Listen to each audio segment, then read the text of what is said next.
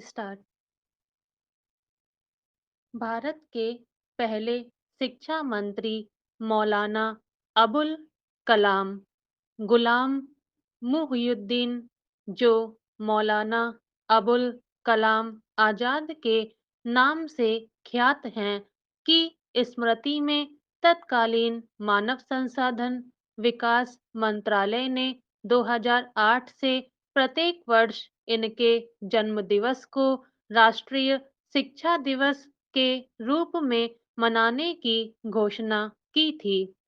शिक्षा के संस्थानीकरण के प्रयासों में तमाम विश्वविद्यालयों, तकनीकी संस्थानों और स्कूलों की स्थापना में उनके योगदान और समर्थन को रेखांकित करने के साथ ही उनके धर्मनिरपेक्ष और समाजवादी चिंतन से प्रभावित शिक्षा दर्शन और शिक्षा समाजशास्त्र को भी नए सिरे से पढ़े जाने की आवश्यकता है।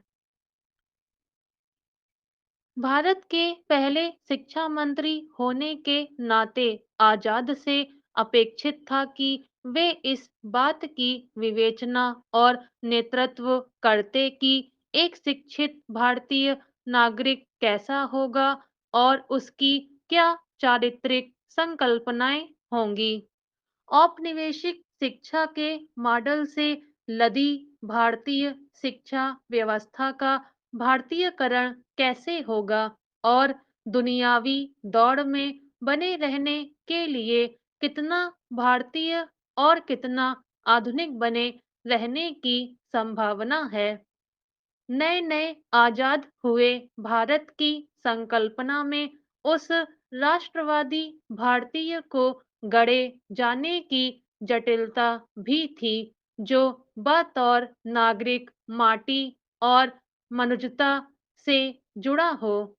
नए भारत को दुनिया के शीर्ष पर लाने की कवायद में विज्ञान और विज्ञान जनित पद्धति के सहारे ही तमाम लोगों का रामबाण या नमक सुलेमानी बनाना भी मौलाना आजाद की ही जिम्मेदारी थी। यह सवाल हर समय में बना रहता है कि कालजयी और पारंपरिक ज्ञान या आधुनिक ज्ञान के बीच क्या पढ़ाया जाए जो मनुष्य को मनुज होने का भाव दे।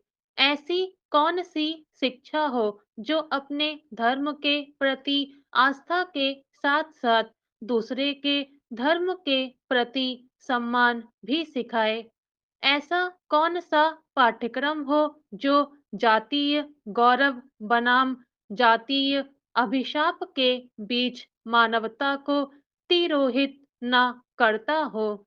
ऐसी कौन-सी शिक्षा व्यवस्था हो जो वर्गीय, वर्णीय, लैंगिक, भाषाई, प्रांतीय, राष्ट्रीय, अंतर्राष्ट्रीय विभेदों को चिन्हित करने का दृष्टिकोण देते हुए उन्हें मिटा ना पाने की अवस्था में कम से कम उन्हें भोतरा करने का सजग प्रयास तो करे।